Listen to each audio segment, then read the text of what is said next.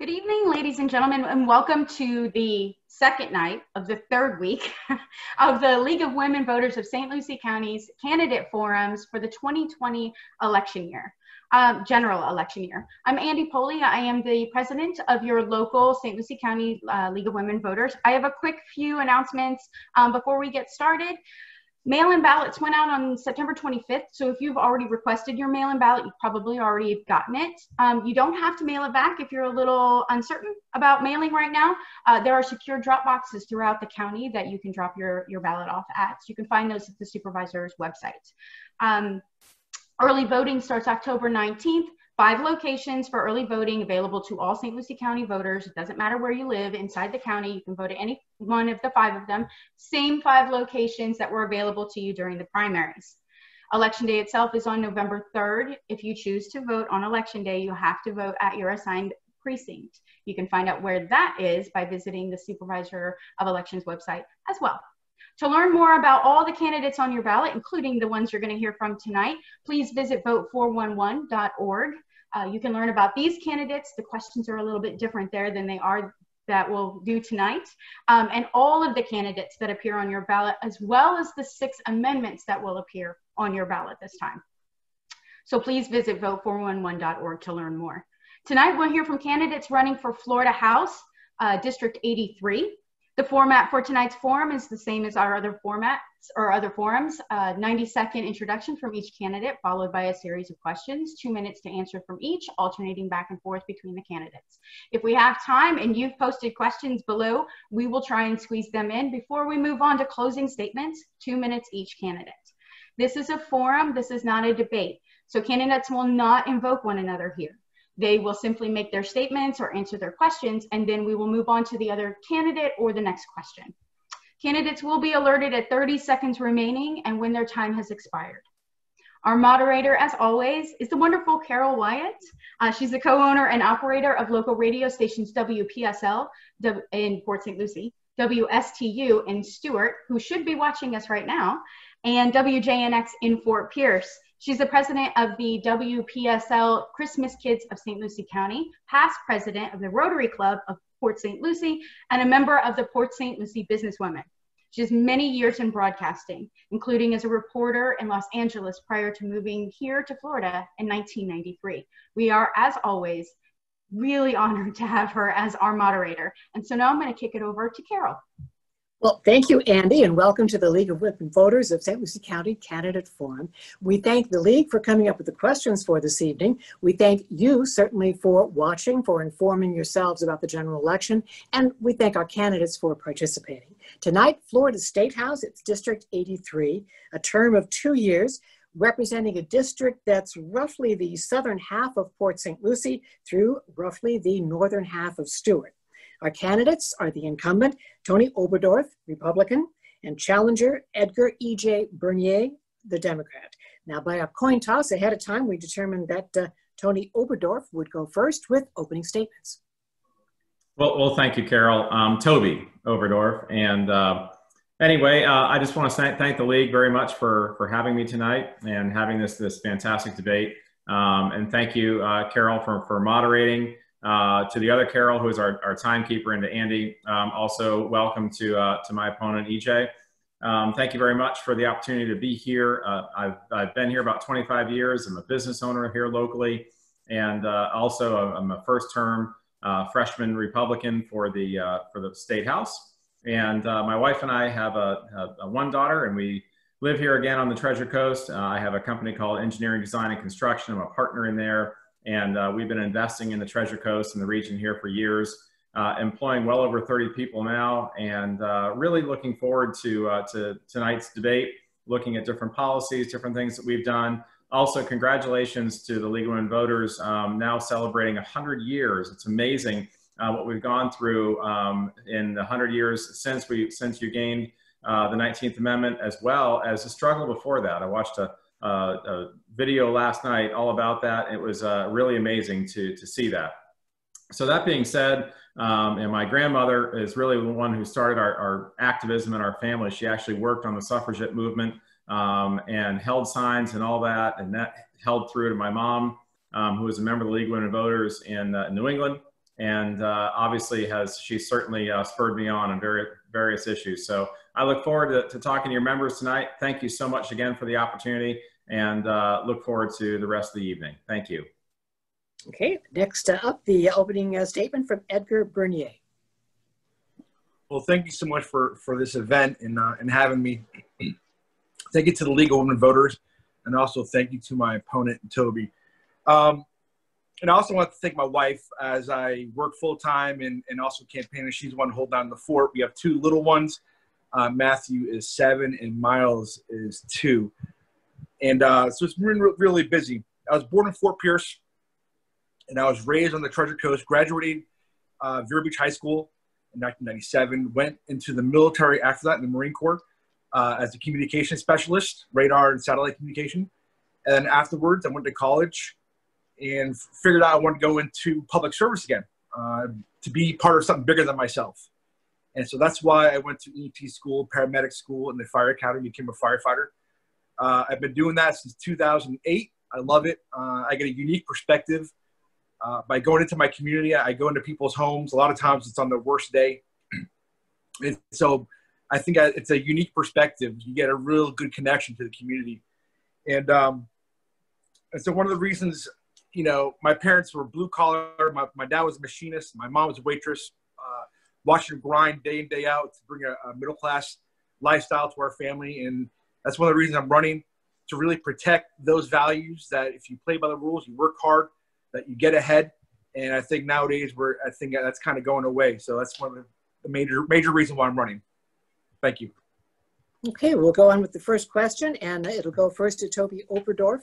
And after that, we'll rotate who has the first shot at the question. So, Mr. Oberdorf, both political parties have expressed concern for the impact of the presidential election on down-ballot races. This is not a new phenomenon, but this election is not like any other. So in this hyper-partisan environment, regardless of your position, how do you convince voters to cross party lines and vote for you? So the reality is right now that yes, we are certainly looking at a partisan side, if you will, and obviously it starts from the top down, and also there is certainly the Republican, the Democrat side, but I think a lot of the issues here on the Treasure Coast transcend that. The issues of jobs and the training associated with that, the issues associated with our environment. And I think it comes down to somebody who is very well attuned to that. I've been working in the skills area and getting people back to work and working in the environment for my entire professional years. I have a master's degree in biology and also have an environmental consulting business. I work day in and day out in the environment. So these are areas that transcend politics, in my opinion, and transcend that area. And we're seeing that in the responses that we have out there. We've been able to also pass bipartisan legislation that myself and others have worked with together in the Florida House. So that also transcends that strict party line and coming from the presidential races straight through. So as you look at the person who is experienced, who's been here, who has worked in and out in these areas there, I think it comes down to choices associated with that. And so again, working at jobs and the environment are two areas that I'm really skilled in. And also, I think those transcend, if you will, those opportunities to be able to be that person that can reach across the aisle, that can bring it beyond the presidential debate. Thank you. Okay, next, same question to Mr. Bernier. How do you, in this environment, get people to vote for you? Sure. You know, of course, a presidential election tends to take a lot of the oxygen out of the room. But when it comes down to it, I remember that saying I've heard for a long time, that all politics is local, which is really true. The things that we do at a state level and local level really affect people's every day. When people look for a good paying job, they don't care if an idea comes from a Democrat or Republican. They want a good paying job. When they go to the beach, they want a clean environment. They don't care who provides that clean environment, that's just there. You know, when people send their kids to school, they don't care if it's a Republican policy or Democrat policy. They want their kids to be safe from violence, from gun violence, from COVID, and to make sure we have sound policies to protect our kids. So when it comes down to it, a lot of these issues do transcend party, and that's why I'm ecstatic that I've gotten endorsements that that a lot of Republicans tend to favor as well. So like votewater.org. So yeah, absolutely. Local politics, state politics, a lot of times transcends party lines. Okay, we begin the next question with Edgar Bernier. Florida Home Rule allows local governments to pass ordinances and regulations that are appropriate for their specific location and citizens. Home Rule is often preempted by state legislatures in regards to sanctuary cities, plastics, firearms, environmental protections, and education. What is your position on Florida Home Rule and why? That's a great question. I'm a huge supporter of Home Rule. I think there needs to be, for example, when it comes to the environment, there needs to be a floor provided by the state when it comes to certain standards. But if a community wants to go higher than that, if they want to ban plastic straws, that's up to the community. That's up to the local municipality. If they want to ban a certain sunscreen because it harms coral reefs, that's up to the community. Also, when it comes to education, I think it's really important that our local schools are regulated by the school district because they know the communities that they serve. And a lot of times what we're seeing, and I'm not anti-charter school, but a lot of times what you're seeing that lobbies for charter schools go to Tallahassee to try to make sure that lawmakers pass laws that are beneficial to them and take away local control. So when it comes to development, when it comes to environment, education, it's absolutely important that the local municipality has a say in how they want, because they're the ones that know how their communities are run. They're the ones that know their constituents the most. And so I'm a huge supporter of Home Rule. Okay, Mr. Oberdorf, your position on Florida Home Rule and why? Certainly. I believe that the Home Rule is a strong issue, that local government should have control over most issues. And I think that was proven when I was named the Florida League of Cities champion for the 2019 session.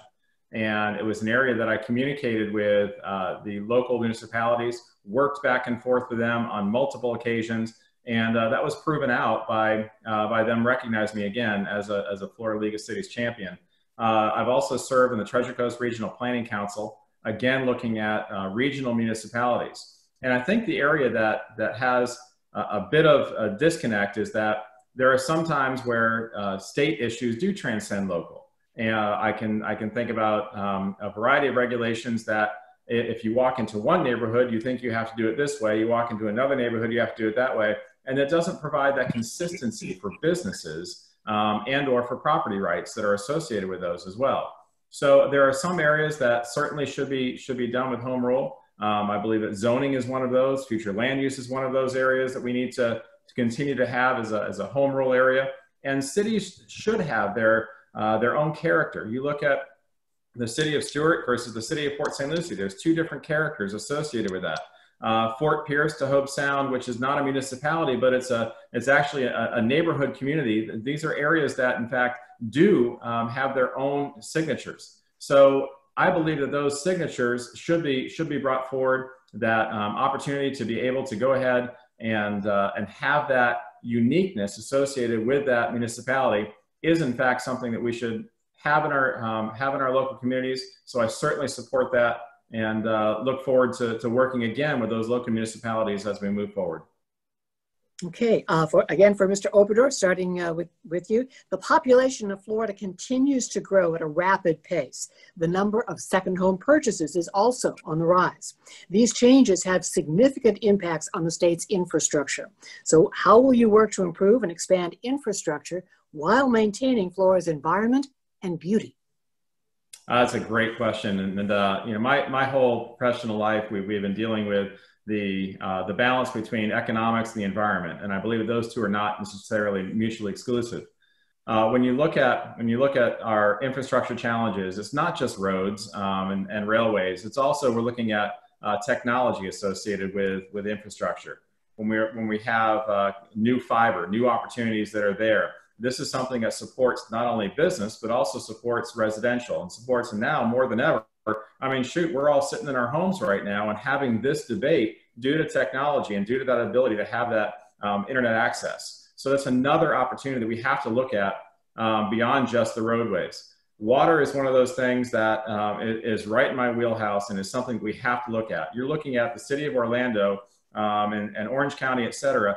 Projections are they are going to be out of municipal water within the next 20 years. So we have to actually look at ways that we can be saving waters within those basins, looking at ways that we can continue to have those basins there filled up again by preserving water, by doing water storage activities north of the lake, and looking at other opportunities where we can have those natural resources preserved. I'm thrilled that we were able to fully fund Florida First Forever this year and actually have land purchases going ahead. I'm thrilled that we were able to put over $400 million back to the environment and looking at restoration work there. And these are areas that are absolutely in my wheelhouse and expertise. And these are things that we have to continue to be doing. And as we move forward, so that we have that, again, that balance between those people that desire to come here and those people that are already here. And we have those resources, both infrastructure, whether it be roadway, whether it be rail, whether it be, again, back to fiber, access to airports, and balancing that with the environment, clean water, and those types of issues. So I think it's a real balancing act that I'm uniquely qualified to work in. Thank you. Okay, thank you. And for Mr. Bernier, how do you improve the infrastructure while maintaining Florida's environment? Sure, I appreciate the question. And that's a really tricky question because Florida relies on our environment. We rely on tourism. We rely on sport fishing, surfing. People come down to Florida because of the environment. So we have to be really careful when it comes to development. Make sure that development is done in an efficient way. And sometimes I think the rhetoric doesn't really match what's going on in Tallahassee. And sometimes you look at the developments and the laws that are being passed. For example, toll roads that really shouldn't be made. So we got to be real careful. And we have a real opportunity to make sure that we have sound policy to make sure that we do develop infrastructure. I'm not anti-infrastructure. And I want to use technology to make that infrastructure more effective. But we got to really pay attention to our environment. That's why people come to Florida. Our businesses rely on that environment. And so far, when people come to Florida, they don't know the difference between Fort Myers, Fort Pierce, and Fort Walton Beach. And so when we have environments that are impacted, it affects the whole state, not just that one area. So we got to be real careful. We can move forward with infrastructure. We use technology, but protect our environment at all costs because our state depends on it. Okay, related here, we'll start with Mr. Bernier. The Indian River Lagoon is one of the most important and delicate estuaries in the nation. Decades of uninformed policies and development have negatively impacted the water quality and the ecosystem. What will you do to protect and improve the Indian River Lagoon now and for the future? Sure. What we really got to do is a couple things. We really got to try our best to restore the flow of water south into Florida Bay. When the population came down to Florida, they saw an opportunity for agriculture, and so they changed the environment forever, and they impacted it in a lot of negative ways. And so, and we talk, the clean water bill that was passed not too long ago doesn't go nearly enough. There's not enough enforcement teeth in that bill. We got to really, go back to the Blue-Green Algae Task Force and go in those recommendations. Best management practices sound great, but they're all voluntary. We can throw as much money infrastructure at our waterways as much as we want, but until we actually control the amount of nutrient and population that goes into our water, it's going to be very difficult to get to where we want to go. So limiting the nitrates, the phosphates, and pollution in our waterways is huge. Restoring that water south is huge.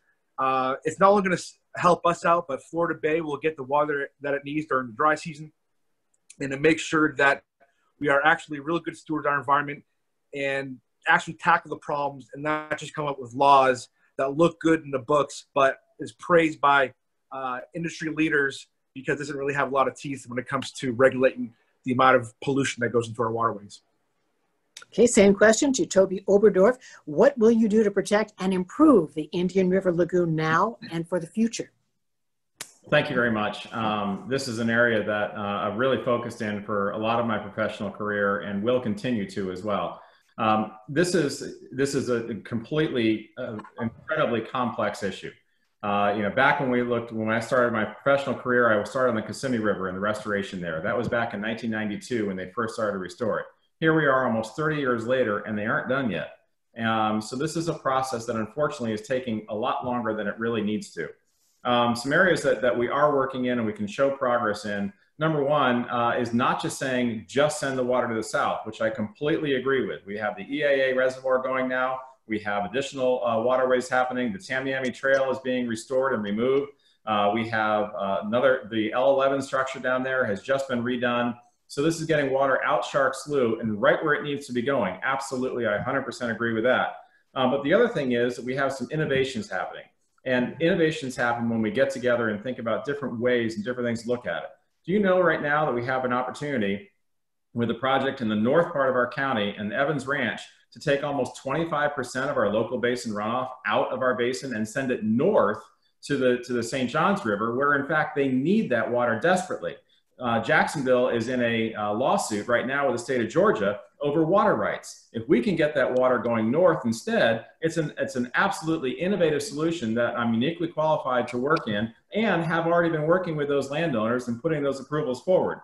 You look at C44 in Western Martin County. Here is something that has finally come online. The federal government has got on board as well as the state government, and we have C44 coming. Calkins Ranch is another huge success story. It's a private side. So we have to look at both the private and the public side of looking at our restoration efforts throughout our state. So it's not a simple, easy answer, but it's also something that you cannot, it's not a training on the job. Somebody needs to be experienced, needs to be understanding this whole entire system. That's what my master's degree is on, and I look forward to doing that. Okay, next question, back to Mr. Oberdorf. What is your position on sensible gun laws, and what kind of gun legislation would you support?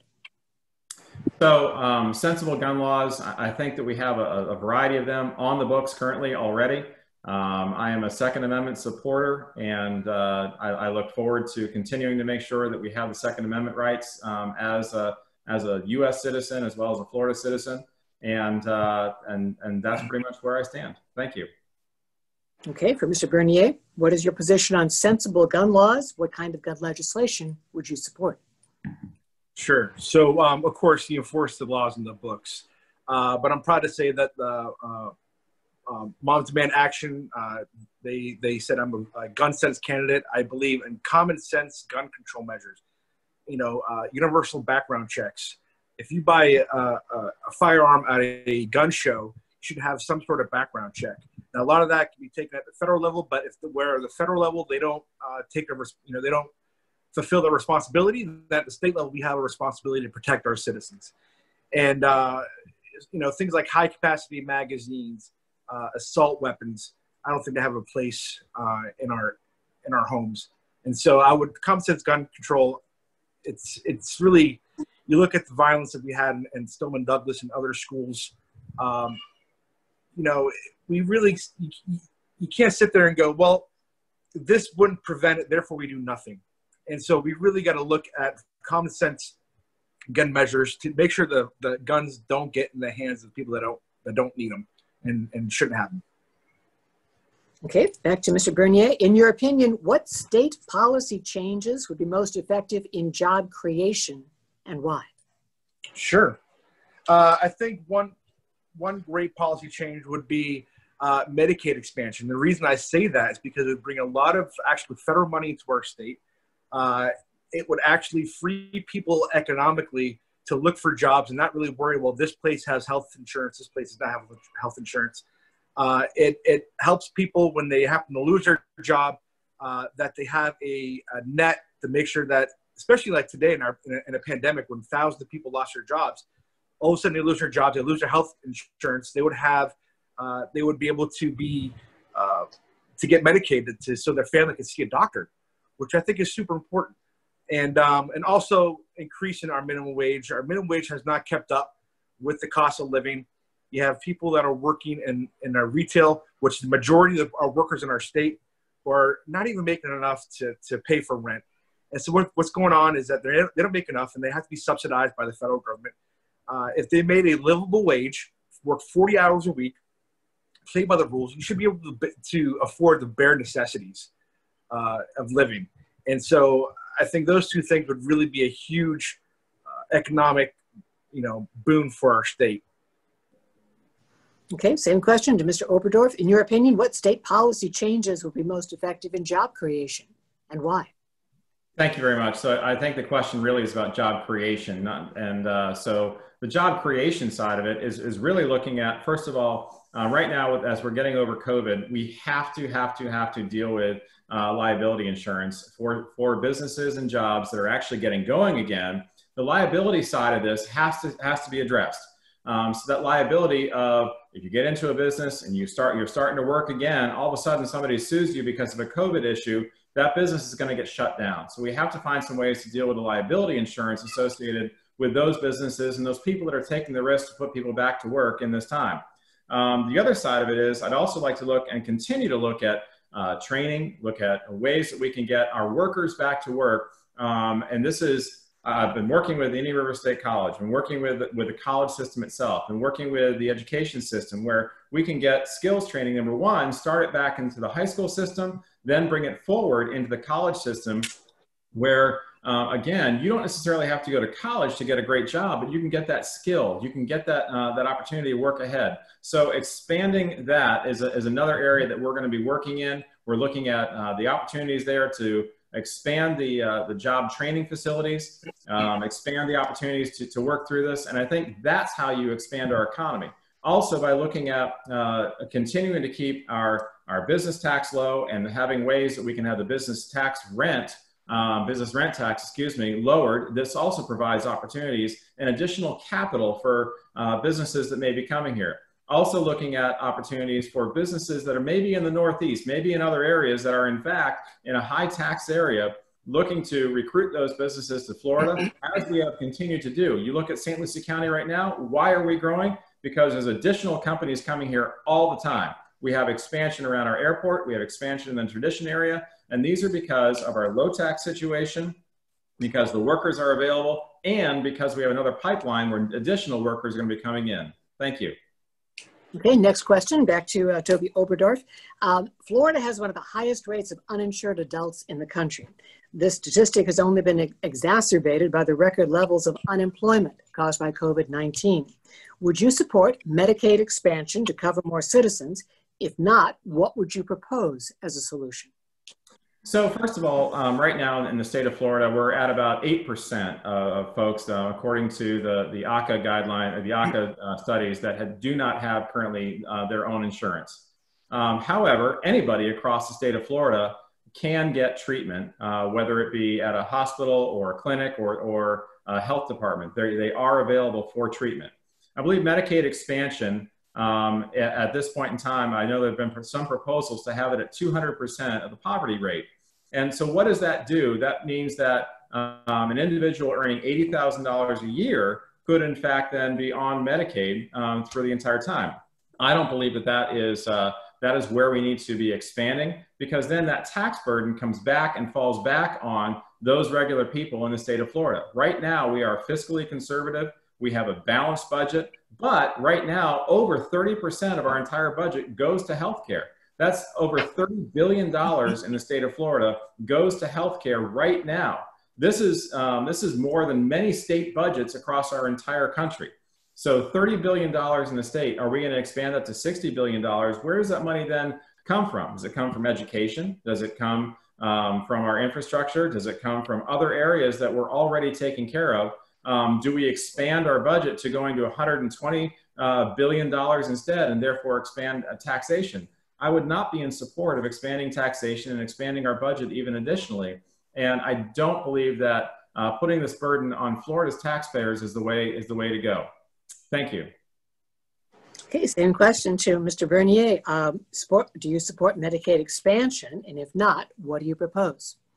Absolutely. And this, what I'm about to say is not, it's not a reaction to him. It's just an article I read earlier where somebody said where if you need health care, you can get it. And what that really translates to is, yes, some people can go to the health department, but a lot of times what that means is going to the ER.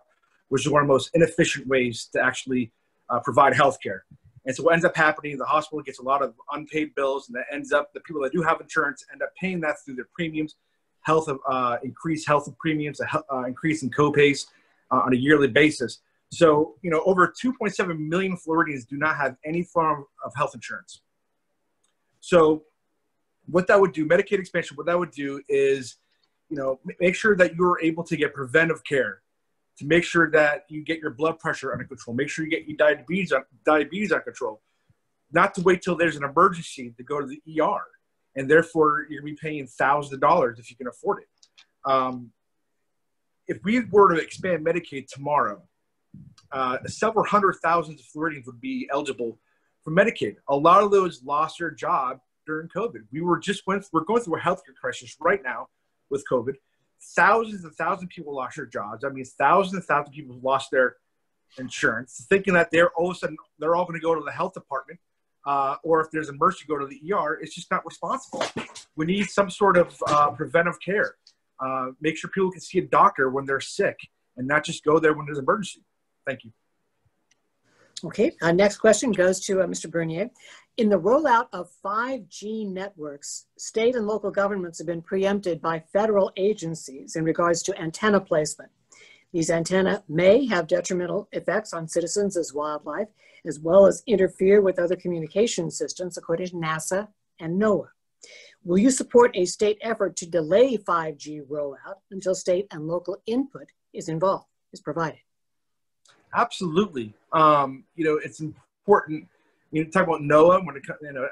That's be able to predict where hurricanes go.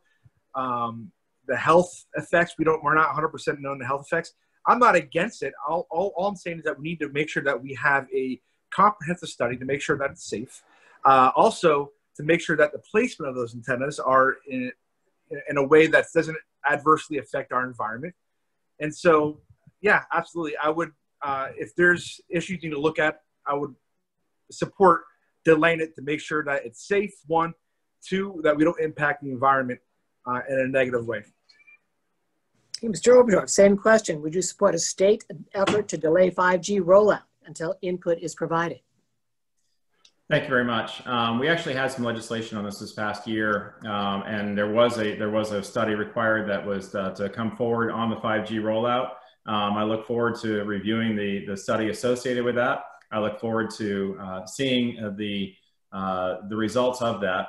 I know that communication is something that we all desire. I mean, all of us have a cell phone in our hand. We all have, we want to know our email really quickly. We want to know what what that text message was. And we want to talk to people and be available for people. So 5G is that next rollout that certainly apparently will be helping us with that.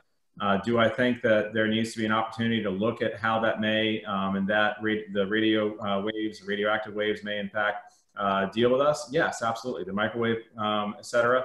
Yes, absolutely. This is not an area that I can certainly say I'm an expert in. So I would rely on the professionals around me, look at the studies and look absolutely for input onto that and rely on the professionals that are giving me that material. And frankly, it's an area that I'd like to get input from those local government partners that I mentioned earlier, whether it be the partners that I learned from the Treasure Coast Regional Planning Council or from the other folks that have worked with me from Martin County government to St. Lucie County government and all the cities in between. So I think they're the ones that are going to be closest to a lot of this stuff. I value their input. They call me. In fact, as I was sitting here tonight, I've had a phone call from two of them just to talk about a variety of things. So again, it's an information side. I'd like to get more information about it before I can say, absolutely, this is what we're going to do. And I think that's how I approach things too. As I get informed on them, I like to move ahead with it once I'm informed and not make a rash decision that says, yes, I'm going to do this. No, I'm going to do that. I do it based on information. And I think that's something that we need with this particular issue. Thank you. Okay, coming back to Mr. Oberdorf. During the last regular session, the Florida House passed a bill that will allow parents to opt their children out of learning certain parts of the curriculum based on religious beliefs and morality. This includes sex education, evolution, events of World War II, and other topics not supported by religious teachings. Do you support this bill? Why or why not? Well, as a parent who's had a child go through school, I think that parents have the ultimate right as to what their child should and should not be exposed to. And I certainly believe in parental rights when it comes to a child.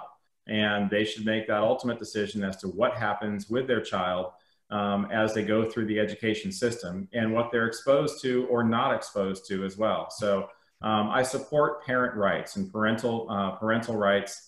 And that if they believe what it is that they believe for their child, we as parents really want to make those best decisions that we feel is best for our child. And who am I as a legislator to say that you have to do this with your child so that they have to learn this, they have to learn that. It should be back to a parental choice, parental rights associated with their education. Thank you. Okay, same question. Mr. Bernier, do you support opting out? Why or why not? Yeah, you know, when I was reading this bill, it's a real, when I read the proposed bill, it's a little too broad for me. And so I trust that our local school districts and our state base the education on facts, base education on you know, I just don't, you know, it's too broad of a question. You know, are you going to allow people to opt out of learn about the Holocaust? Are you going to allow people to opt out, learn about the negative effects or the oppression of slavery? So, you know, I don't think we've had a problem so far in our school district. I don't think it's an issue with our public schools. So as of right now, I would not, as proposed, I would not support it. Okay, back to Mr. Bernier. In 2018, the citizens of Florida passed Amendment 4, allowing people convicted of certain felonies to register to vote after meeting sentencing guidelines. To date, the amendment has not been fully implemented due to obstructive actions by elected and appointed officials. What will you do to ensure that this and all future amendments passed by the voters are implemented swiftly and accurately? Yeah, so Amendment 4, when it came across 2 years ago, the state overwhelmingly voted for it. They, you know, the spirit of the bill was if you do your time and you're released from prison, you get your rights back. And I support that. To hang people up on fees, to me, is a modern day poll tax. And so when people voted for that bill, they voted for how it was written. And I don't think the roadblocks put up by our state legislature is right. And the people, once they're released from prison or incarceration, absolutely deserve to get their rights back. No questions asked. Okay, same question, Mr. Oberdorf. What would you do to ensure that not only Amendment 4, but future amendments passed by voters are implemented swiftly and accurately? So Amendment 4, let's talk about that first. I absolutely support the right of folks that are affected by Amendment 4 to regain their voting rights, and I 100% support that. I agree that once an individual has completed their sentence, that they should have their voting rights restored in nonviolent areas as covered by Amendment 4. However, if you go back and you look at the video and you look at the court case itself of when they brought the amendment forward through the Supreme Court, 4 corners were talked about. That's the actual time in incarceration, the time afterwards, and then the fines and fees associated with it. That made up the 4 corners. I had an incident where a gentleman committed a crime against me. He went and he basically told me I was paying for an automobile and he didn't own it. That automobile was repossessed from me. He then went to jail, and part of his sentence was that he was supposed to pay me back for that. He never has. So has that sentence ever really been completed? It was a nonviolent felony, but he's never completed that actual sentence. So therefore, when I look at this, he hasn't actually completed the entire time. So that is what we're looking at. The Supreme Court looked at this, and in their dialogue associated with reviewing the bill, they found that fines and fees were associated with this. The legislature interpreted that as well and went ahead and said that fines and fees are associated with this. So I 100% support that when a person has gone through their entire sentence, they should have their voting rights restored. I absolutely agree with that, and I think it was a great decision. In fact, I voted for Amendment 4. That being said, It had the 4 cornerstones associated with this, and that is what I believe in. Now, the swift implementation of other amendments, absolutely, we need to go through that. We need to look at what was on the amendment itself, review what was there from the Supreme Court in the beginning all the way through, and then implement whatever it is. That being said, also, I don't think that we need to legislate through our Constitution.